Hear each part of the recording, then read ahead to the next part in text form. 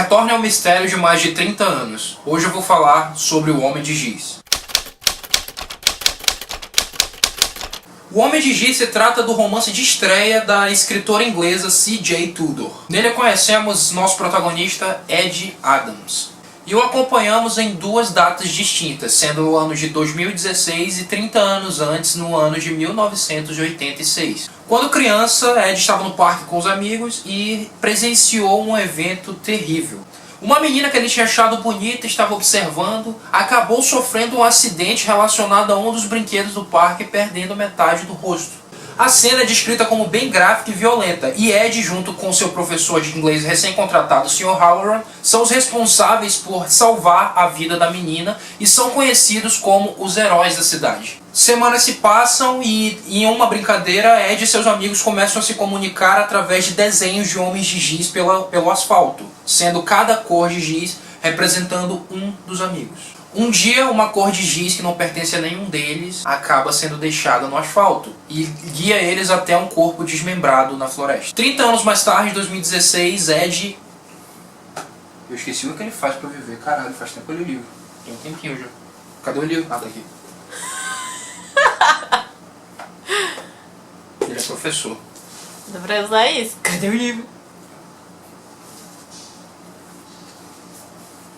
30 anos depois, vemos um Ed agora adulto, tornou-se um professor e é um homem sério, até que os desenhos de giz começam a reaparecer sem nenhuma explicação. Quando um dos seus amigos de infância acaba morto, Ed deve tentar entender o que aconteceu há 30 anos atrás na floresta para poder solucionar o mistério atual. Galera, eu vou começar falando o seguinte: O Homem de Giz é um livraço, é um thriller muito bem escrito, o protagonista dele é muito bem desenvolvido, é simplesmente um livrão. Se você quiser fechar esse vídeo agora e ler, você pode ir. Não, mentira, fica, por favor. O vídeo tá bem bacana, continua assistindo. O Homem de Giz é narrado em primeira pessoa, isso ajuda muito a engrandecer o protagonista, o Ed, ajuda a engrandecer a história também, porque a gente acompanha o ponto de vista de uma pessoa que a gente não sabe se a gente pode confiar nela direito. Afinal, quando o Ed passou pelos eventos terríveis que ele passou enquanto era criança, já dito, ele era uma criança. Ele não sabe o que a imaginação dele pode ter mudado, o que a imaginação dele pode ter engrandecido.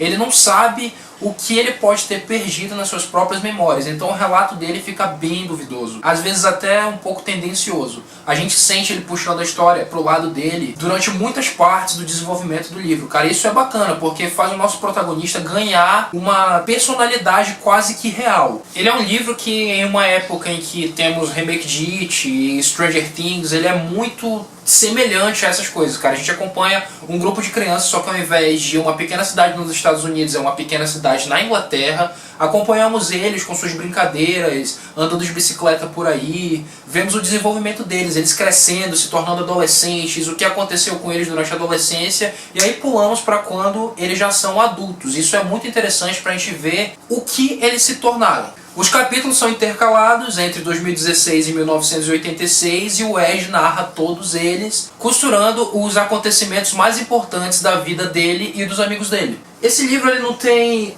nenhuma levada sobrenatural, ele é bem pé no chão, o que diferencia ele de It é isso.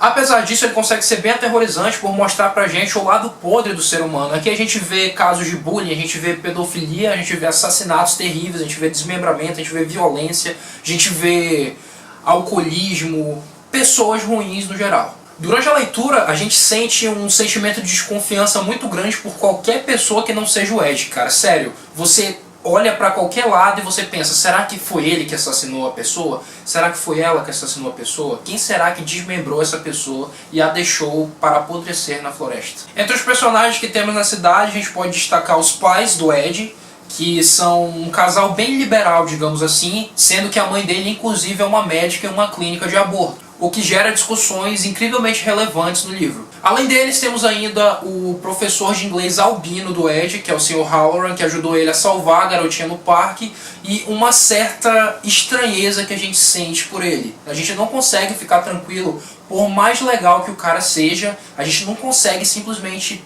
relaxar enquanto ele está em cena no livro.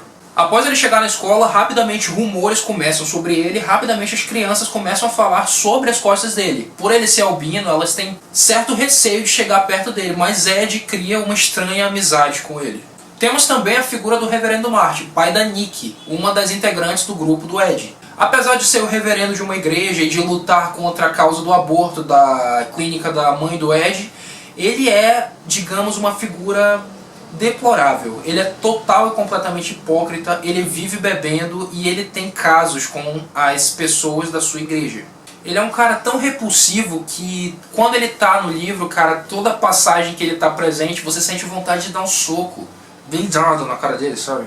Pra não parecer que eu tô só rasgando seda, tem uma coisa que me incomodou muito na escrita da C.J. Tudor, cara, é que por esse ser o primeiro livro dela, talvez isso tenha influenciado no fato dela não ter uma identidade própria. A gente sente aqui muitas influências de outros autores, principalmente do Stephen King, cara, é clara, a influência dele é clara, cara. Esse livro ele é muito It. Ele é praticamente o It na Inglaterra sem o elemento sobrenatural. Apesar disso, os personagens e todas as passagens que a gente tem, as passagens memoráveis que a gente tem, acaba dando ao livro uma identidade própria. Ao livro, não a escrita dela. Apesar disso, esse livro é recomendadíssimo, ele com certeza vai figurar entre a nossa lista, se a gente for gravar um vídeo da nossa lista de melhores do ano, ele com certeza vai estar na minha, cara. Ele é incrível, eu tenho que fazer a Monique ler e preciso fazer vocês lerem também. Recomendadíssimo, assina embaixo nisso aqui, um dos melhores thrillers que eu já li esse ano e que eu já li na vida. Pra finalizar, eu queria mostrar um pouco da edição maravilhosa que a Intrínseca trouxe aqui pro Brasil, cara. Capa dura, escrita como se fosse feita de giz, lombada bonitinha com os homens de giz desenhado aqui. Atrás, o livro ele tem uma espécie de manchas de giz nele, é como se a pessoa estivesse escrevendo numa lousa mesmo, num quadro negro no caso. A folha de guarda tem esses pequenos homenzinhos de giz, tanto na parte da frente quanto na de trás. E o livro tá muito lindo, mais um perfeito para se ter na estante, cara. Capa dura é sempre bem-vindo, a Intrínseca tá fazendo um trabalho muito bom com as últimas edições dela. E é isso, deixa um reconhecimento aí, cara, se quiserem comentar, comentem, se quiserem compartilhar, compartilhem, dá uma curtida, espalha por aí, fala pra sua mãe, pra sua avó, pro seu cachorro, pra qualquer pessoa que possa acessar o computador, sim. E ajuda a gente a espalhar isso por aí, cara. Nossas redes sociais estão aqui embaixo na descrição, mas a maioria é viagens literárias, procura a gente lá, segue a gente tá sempre trazendo coisas legais pra você diariamente nos stories do Instagram, e é isso. Muito obrigado e continue se assustando.